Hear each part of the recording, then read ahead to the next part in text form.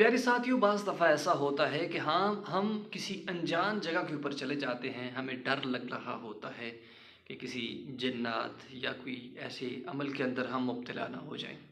तो दोस्तान मोहतरम, इन हालात के अंदर एक अमल, एक वजीफ़ा समाअत कर लीजिए कि जब भी आपको परेशानी हो, गम हो कि यहाँ कोई चीज़ मुझे नुकसान दे सकती है, कोई जिन्नात वगैरह आ सकते हैं, या किसी जंगल के अंदर या बियाबान जगह के अंदर चले गए हैं जहाँ पे आपको बहुत परेशान और यानी कि परेशान और डर लग रहा है, तो आप इस अमल को कर लें।